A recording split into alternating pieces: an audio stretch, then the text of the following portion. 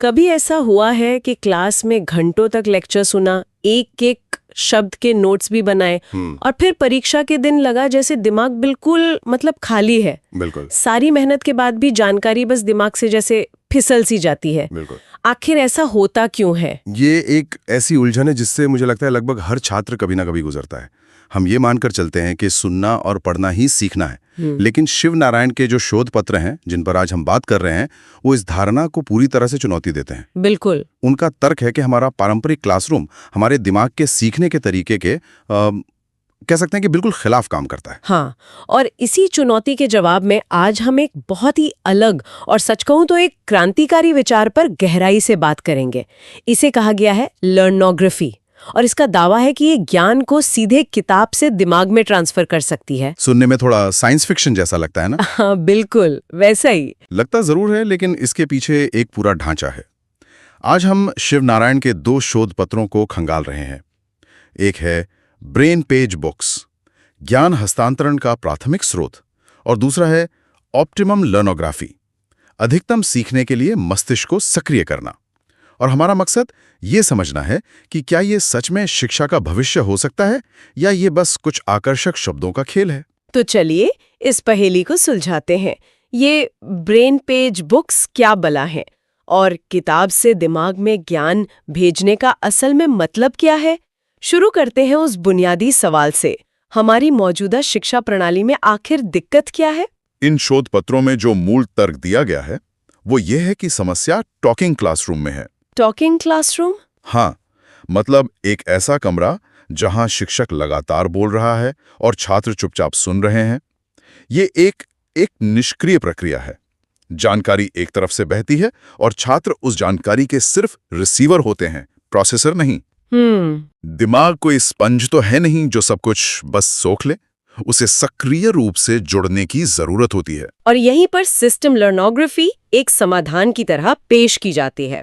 इसका मूल विचार ज्ञान के प्रवाह की दिशा को ही पलट देना है, शिक्षक से छात्र की बजाय किताब से दिमाग तक।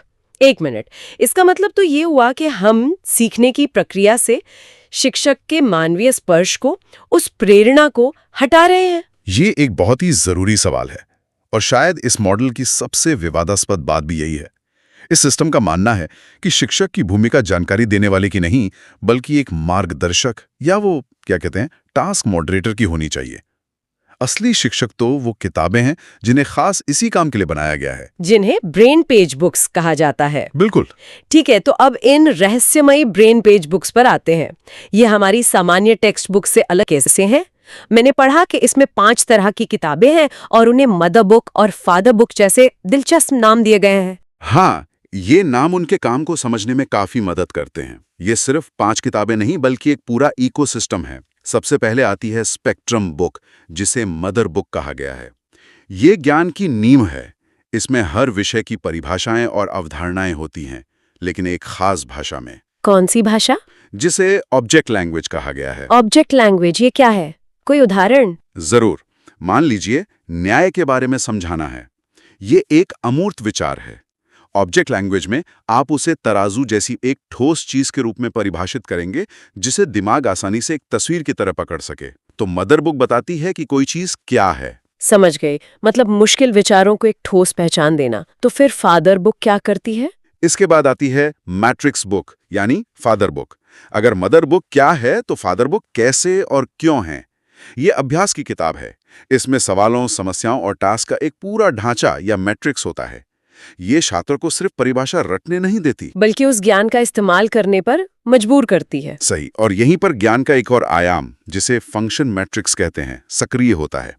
मतलब सिर्फ परिभाषा नहीं, बल्कि वो चीज काम कैसे करती है ये समझना। ठीक है, तो एक किताब नींव रखती है और दूसरी उस नींव पर इमारत बनाने का अभ्यास कराती है। ये तो काफी तार्किक लगता है, लेकिन बाकी 3 किताबें इस पूरी तस्वीर में कहाँ फिट होती हैं? तीसरी हैं सब्जेक्ट बुक्स, जो किसी खास विषय की गहराई में जाती हैं। लेकिन चौथी किताब, वो इस सिस्टम का दिल है, ज़ीड बुक। ज़ीड बुक? बाहर से देखने में ये एक सामान्य नोटबुक जैसी ही लगेगी, लेकिन इसका मकसद बहुत गहरा है। एक नोटबुक, इसमें क्या खास बात हो सकती है? हम सब तो नोट्स बनाने के लिए नोटबुक का इस्तेमाल करते ही हैं। हाँ, पर यहाँ फर्क नियत का है। इस मॉडल का दावा है कि जब छात्र जीद बुक में अपने हाथों से लिखते हैं, चित्र बनाते हैं या समस्याओं को हल करते हैं, तो वो सिर्फ जानकारी उतार नहीं रहे होते। लिखने की ये शारीरिक क्रिया उस ज्ञान को उनके शरीर की याददाश्त का, मतलब मोटर मेमोरी का हिस्सा बना देती है। नारायण इसे छात्र की पेंसिल पावर का विकास कहते हैं। ये महज दिमागी कसरत नहीं, एक शारीरिक क्रिया है। ये तो सुनने में करके सीखने या जिसे काइनेस्थेटिक लर्निंग कहते हैं, उसके पुराने सिद्धांत जैसा ही नहीं लग रहा, बस नए नाम और शब्दावली के साथ। आप बिल्कुल सही जगह पहुंची हैं। ये काइनेस्थेटिक लर्निंग का एक बहुत ही केंद्रित और संरचित रूप है। कई शिक्षा मनोवैज्ञानिक दशकों से कह रहे हैं कि शारीरिक गति और स्मृति का सीधा संबंध है। यहाँ नयापन इसे एक व्यवस्थित प्रणाली में ढालने का है। अच्छा। और 5वीं किताब मिनिएचर बुक इसी व्यवस्था को बनाए रखती है। ये क्लासरूम की गतिविधियों का रिकॉर्ड रखती है। ये पूरा सिस्टम सुनने में बहुत व्यवस्थित है, पर मेरा एक सवाल है, क्या ये रचनात्मकता या लीक से हटकर सोचने की क्षमता को खत्म नहीं कर देगा? ऐसा लगता है कि हर कोई एक तय रास्ते पर चलेगा, एक ही तरह के मॉड्यूल बनाएगा। यह इस मॉडल की एक संभावित आलोचना हो सकती है। बिल्कुल, इसका जोर ज्ञान को एक संरचित तरीके से बनाने पर है, जिन्हें ब्रेन पेज मॉड्यूल कहा जाता है। ये मॉड्यूल्स सीखी हुई जानकारी के मानसिक ब्लूप्रिंट की तरह हैं।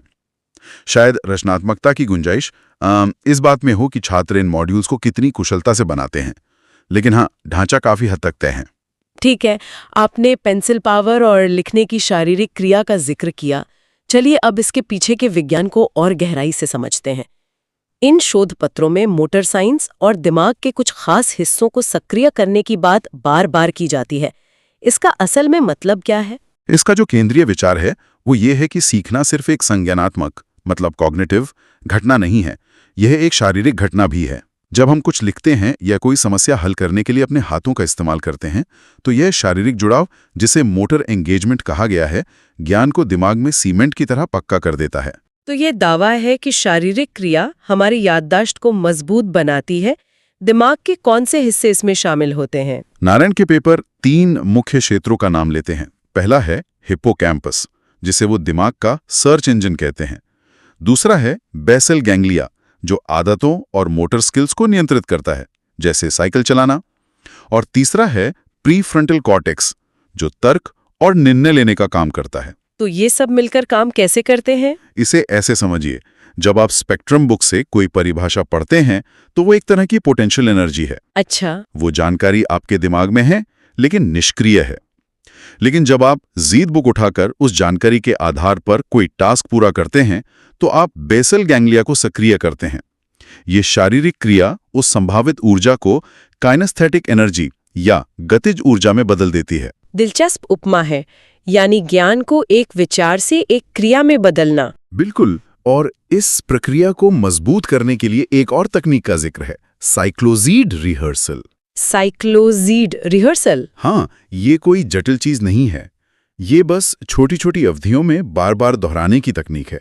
ठीक वैसे ही जैसे गिटार पर कोई कॉर्ड सीखते हैं, बार बार अभ्यास करने से वो क्रिया आपकी मोटर मेमोरी का हिस्सा बन जाती है और फिर आपको उसके बारे में सोचना नहीं पड़ता, वो स्वचालित हो जाती है। तो अगर हम कल्पना करें, इस सिस्टम का इस्तेमाल करने वाला क्लासरूम असल में दिखेगा कैसा? क्या वहां पूरी तरह खामोशी होगी? खामोशी जरूरी नहीं, लेकिन वो एक पारंपरिक टॉकिंग क्लासरूम से बहुत अलग होगा। नारायण इसे बोलने की जगह के बजाय ब्रेन पेज स्पेस कहते हैं। यहाँ शिक्षक बोर्ड पर लेक्चर नहीं दे रहा होगा, बल्कि छात्र अपनी अपनी ब्रेन पेज बुक्स के साथ काम कर रहे होंगे। माहौल एक वर्कशॉप जैसा होगा। तो फिर शिक्षक पूरे दिन करता क्या है? अगर वो पढ़ा नहीं रहा तो उसकी भूमिका क्या है? शिक्षक की भूमिका एक टास्क मॉडरेटर या एक कोच की हो जाती है। उनका काम छात्रों को टास्क के माध्यम से मार्गदर्शन करना, उनकी प्रगति देखना और जहां वे अटके वहां उनकी मदद करना है। वे ज्ञान के स्रोत नहीं, बल्कि सीखने की प्रक्रिया के मैनेजर हैं। और इससे छात्र को क्या मिलता है? इस मॉडल के जो फायदे गिनाए गए हैं वे क्या हैं?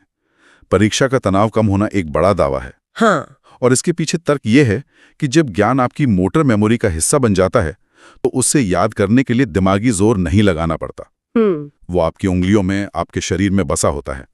इसलिए परीक्षा के समय रट्टा लगाने का दबाव कम हो जाता है। और आत्मविश्वास भी बढ़ता होगा, क्योंकि छात्र खुद ज्ञान का निर्माण कर रहे हैं, न कि सिर्फ उसे ग्रहण कर रहे हैं। बिल्कुल, ये उन्हें आत्मनिर्भर बनाता है।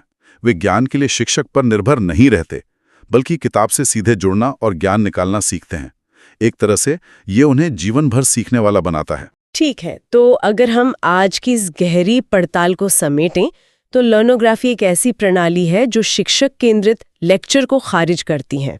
इसकी जगह ये खास तौर पर डिज़ाइन की गई ब्रेनस्पेस बुक्स का इस्तेमाल करती है ताकि ज्ञान सीधे किताब से दिमाग में जाए। और इसका मूल मंत्र है न्यूरोलॉजिकल स्तर पर करके सीखना। आपने बिल्कुल सही सारांश दिया। ये इस विचार को चुनौती देता है कि पढ़ाना ही सीखना है।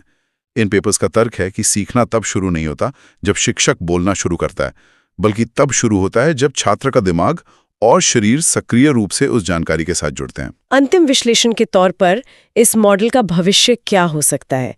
क्या ये सिर्फ एक एकेडमिक विचार है या इसका वास्तविक दुनिया में भी कोई इस्तेमाल हो सकता है? स्रोत इसे एक पूरी शिक्षा प्रणाली के ब्लूप्रिंट के रूप में प्रस्तुत करते हैं, जिसे प्राथमिक स्कूल से लेकर विश्वविद्यालय तक लागू किया जा सकता है। वे ये भी संकेत देते हैं कि ये प्रणाली भविष्य में AI आधारित शिक्षण उपकरणों की नींव भी रख सकती है। ये तो बहुत ही महत्वाकांक्षी दृष्टिकोण है। निश्चित रूप से।